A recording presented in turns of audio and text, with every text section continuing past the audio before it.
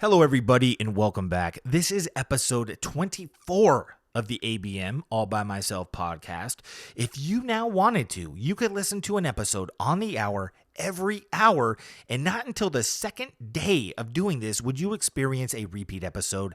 How amazing is that? And it wouldn't be possible without all the liking, commenting, subscribing, and you guys ringing that notification bell, ding dong, to stay up to date every day when these episodes go live and be the first one out of your friend group to share it with each other. How amazing of a moment is that? Sharing is caring, and I'm going to share some advice with you guys today that you asked me for on Instagram a few days back based off of a story post, and that is why, if you can tell, that thumbnail right now is an artistic expression of me channeling my inner Dr. Phil. If you're not familiar with Dr. Phil, come on guys, Cash Me Outside. The world wouldn't have Cash Me Outside without Dr. Phil, and the world wouldn't have Dr. Phil without Oprah. So it always goes back to Oprah. Oprah, shout out to you. You're the GOAT. I am positive you're listening right now, as much as you want to stay anonymous. So thank you so much for viewing, Oprah.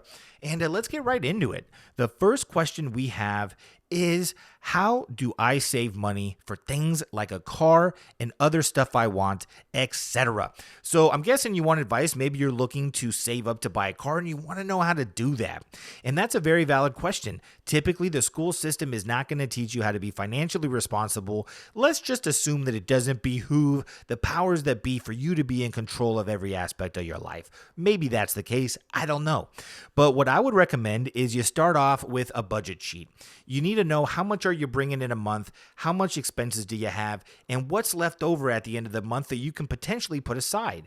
Now, to break it down a little bit more, let's just use some rough numbers. Let's say that you bring in $1,000 a month. I know that's not enough to live off of, but let's just use it as the example. You bring in $1,000, and after you put in your rent, your phone bill, your internet, whatever else you got, your Netflix, you're left with $100. And this also, you want to put things like how much is food? How much is gas? The things that you might not think immediately as monthly bills, but are necessities for you to get by. And after all of this, you're left with $100. Let's assume that you need about $500 with these numbers in order to get a down payment on the car. What I recommend you do is you open up a savings account, and every month you put that $100 or even $50. If you're able to do just $50, just do $50. Put it into that savings account and let it build up. And then within 5 to 10 months, you will have enough to go get that new car. And that is essentially how you budget out in life to buy anything. Another good idea is to build up your credit, because credit really is king. As much as I'm not a huge fan of the system, you do have to have good credit. So make sure that you're doing things to promote good credit. Get a couple of credit cards, make payment plans to get them paid off in like a year or so. Prove that you are worthy of lending money to, that you pay it back on time, because the interest rates on things like cars, those loans, they're very high. So on that note, what I would also recommend is maybe find something a couple years old, something that isn't that brand new MSRP that you could possibly get into for a little bit cheaper, and maybe it's still even under warranty. And if you ask me what brand I would recommend, Toyota. I used to be into Chevys, but I would recommend go get yourself a cool little Toyota and do your thing. That's what I drive. I love it.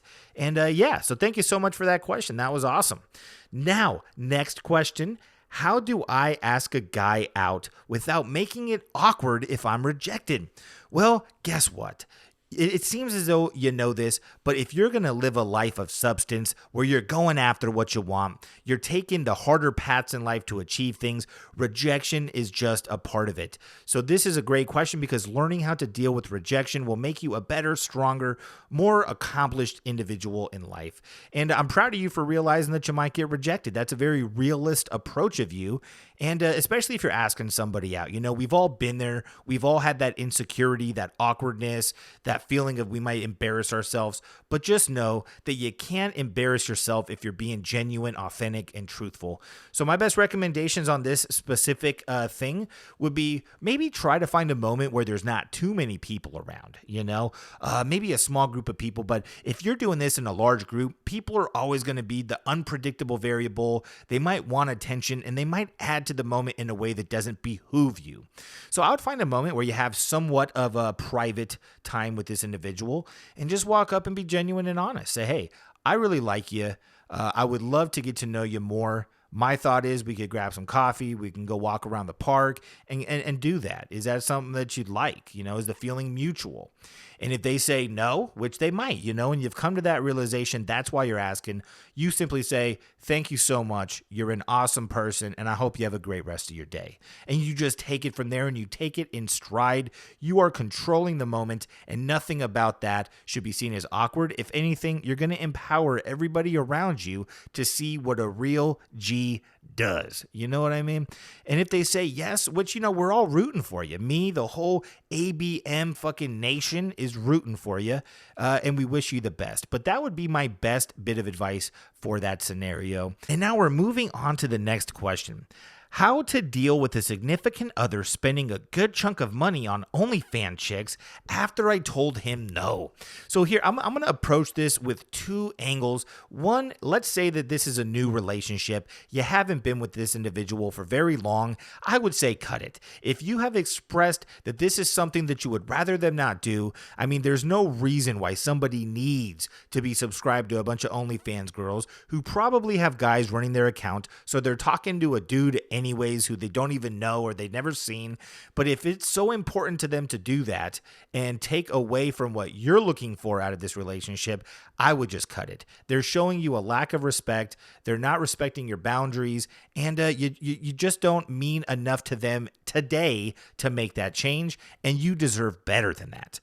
If this is somebody, however, the other angle, if you've been with this person for a long time, you're married, you're considering marriage, you see beyond just the negative in the moment right now, just approach them and see what you can do to help them. Say, hey, I understand you have a little bit of a problem right now. Social media, guys, is creating addictions that we never even knew probably existed, and people are struggling. So let's not take away from that by being upset at anybody. Let's approach things with compassion. So maybe say, hey, you understand that this is hurting me. I'm not trying to make you feel bad. I'm not trying to make you feel ashamed, but what can we do to help you put yourself away from this scenario and closer to the relationship that we're building together? I am your partner. I'm the one that you should be paying attention to. It does make me feel bad that that's not the case right now, but I would love to just be understanding of the struggle you're going through and help be a part of getting you out of it. What can we do first? What is your idea of the first step? And you can't do it all for them, so you do have to make sure they're motivated, but that's what I would do. I would say cut it off early if that's the case. If this is a fresh relationship, they ain't ready for it. You deserve someone that makes you the priority. They're proving that they're not ready to do that for you, so just cut it. Maybe later in life you cross paths again. If this is somebody that you've actually built a relationship with, try to figure out ways to get through it together. And that's going to be my best advice for that one. So moving on, the next question is going to be, how do I know when I'm good enough to pursue a dream as a career or just a hobby? So it sounds like you want to know, how do you differentiate the potential of something that you're dreaming about doing and understanding that it's more than just a hobby? Well, the reality of things is you're not going to be able to do that. You're going to have to take a little bit of a leap of faith on this one, okay? Something that's a hobby is something that you enjoy doing, that you escape with, that you find peace and you find refuge in. And if you are willing to put the time, the dedication into that hobby to make that something like a career that you're able to support yourself with, and you have a support system around you that's willing to go through that with you and have your back when it's needed, I say do it. Most people do not have the drive and do not even possibly have a dream that they've conceived of that they would even want to go attack. So if God has given you a dream, He has given you a support team, go after it. And just like the first question, don't be afraid of the rejections. Just be yourself. To answer the question, I guess, I'm just excited when anyone wants to go after a dream. So it's got me a little bit excitable, I must say. But I would just say go for it. Obviously we have to be realistic about things. Take it in steps possibly. prove that you're willing to go through with this hobby enough to generate some income. Because when you use the word career, you're really wanting to bring an income in with this dream of yours.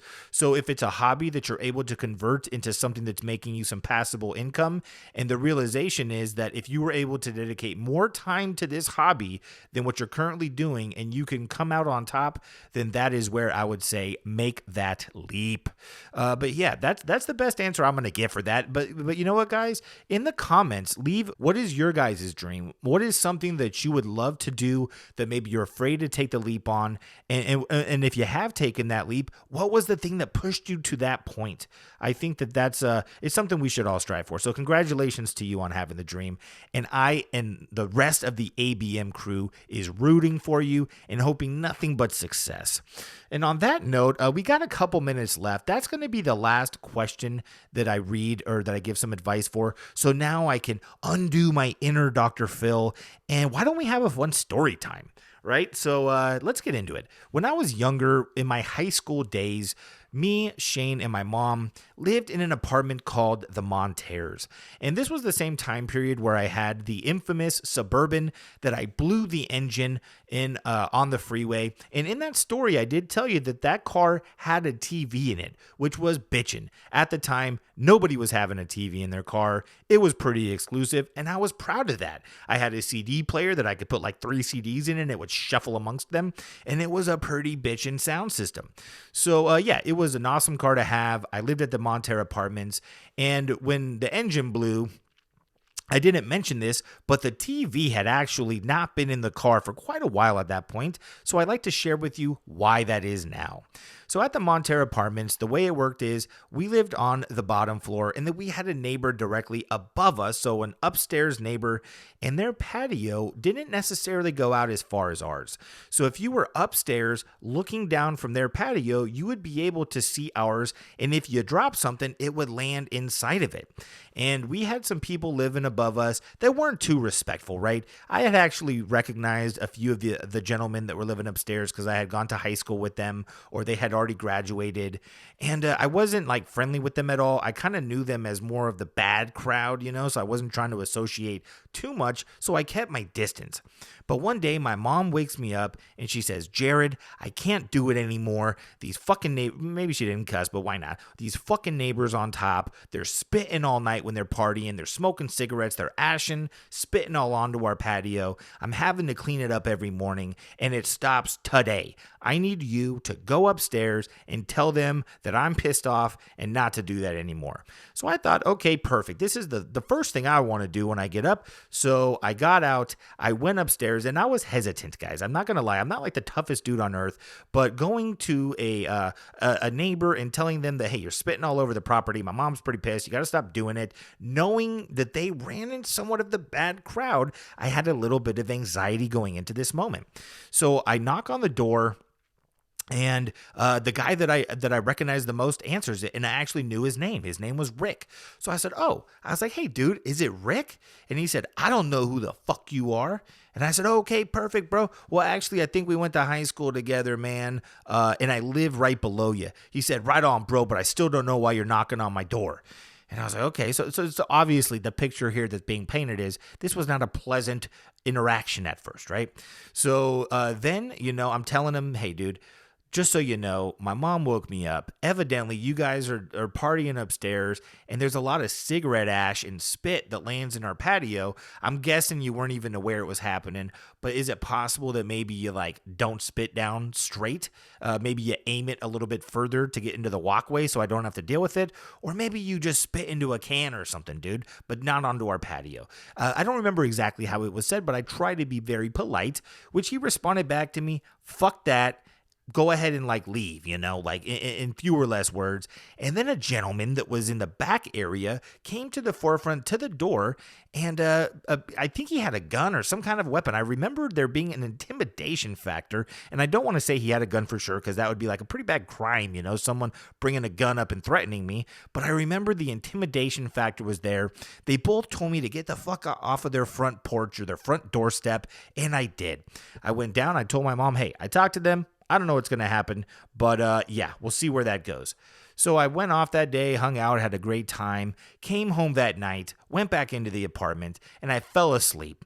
And that is where the story gets good, because the next day I went out to my car, I was going to head off to work, and then I realized that a window was broken on my Suburban, and I thought, well, that's odd. I don't remember breaking a window last night. And then I opened up the car door. It was unlocked. I said, wow, I must have left it unlocked. And then I continued to investigate. And I think, wait a second. I didn't take my CD player out. And the TV's missing. And then in that moment, I realized, oh, shit, my car got robbed. They stole all this shit from it. And I would have to suspect, and this is all allegedly, but it's kind of crazy that it happened the day after I tried to confront these people about spitting on my patio. So that story wasn't necessarily the funniest. I don't think anyone was out there knee slapping from the laughter. So I figured maybe I'll interject some humor into the Monterey apartment experience. It wasn't just about, my car getting robbed. I don't want to paint it out to be a scary place by any means, but a fun note. So when we were living there, we had a cat named Oreo. Now, I'm sure you guys are familiar. We did have two other cats, Muffins and Snoop. Rest in peace to both of you. But Oreo was the first cat that we ever had. It was a cat I believe that we had rescued, and we understood that cats were just kind of outdoors animals. So we let Oreo out. We figured he'll come back whenever he's hungry, and that was the case. Probably for like 6 months or so, we had this very good arrangement where Oreo would go out, Oreo would come in. He was our pet. We understood that, and it was good. But at one point, there had been a couple weeks that have gone by where we hadn't seen Oreo, and worry started to set in. We thought, should we put up posters? What should we do here? But we had faith that at some point, this cat would come back. We don't know the life of cats, but maybe it's not crazy for a cat to be gone for like a month or so. And time going forward, it was probably like a year. And within this year, I would often see what I believed to be Oreo. And anytime I saw who I thought was Oreo, I was never able to get close enough, but it made me feel at peace. Like, okay, he's still out there doing his thing, living his best life. And one day I was outside hanging out with this older cab driver that I would often smoke with out in the alley. And we were talking about cats because at that point I had Muffins and Snoop now. And I let him know that before we did have another cat and his name was Oreo. And he said, are you talking about the Oreo? And I said, well, what do you mean, man? Yeah, I didn't know he was notorious. He's like, oh, dude, that cat has been impregnating all the cats in this apartment for like the last year, mine included. He actually climbed up the tree next to my window. He punched in the screen and he got in and he impregnated my cat, dude. He's like, yeah, your cat is like a notorious thug. And there's actually been meetings about trying to capture him to put him down. And at first I thought, oh my God, I'm worried about this cat. I need to find him. I need to save my cat, Oreo. What are we going to do here? But at the same time, I was thinking, good for him, man. He's out there living his best life. He's doing his thing. And the funny part about it is, and where we'll kind of end it at to land this plane, is after I found out about that, Oreo had certain things that he would do that I never saw another cat do. And maybe it's because I didn't have a lot of experience, but one thing that he would do is this little like front somersault that he would end up on his side. It was so fucking cute. Then he'd lay on his back. And as I started to observe the little kittens that would start to come out in the apartment complex, which I never really looked at before because I didn't think anything deeper than somebody must have had kittens, is these little cats would actually do the things that Oreo would do. And just kind of funny because more than likely 90% of the kittens that came out of this apartment complex were from Oreo. So Oreo, I had to give you your time on the podcast. I just want to tell you that I appreciate the time that we spent together. I can respect you going out and doing your thing. Maybe you didn't go about it in the most respectful way at times, but you were an animal going about your instincts, not worrying about the rejection, just chasing your dream, and you probably would have saved money if you were a human. So hey, Oreo, we could all look to him for advice if we wanted to, actually. He was a wise cat. And guys, I'm just rambling at this point. I really appreciate you for tuning into this episode. I do hope you have a great rest of your day. I'll see you tomorrow. And on that note, God bless.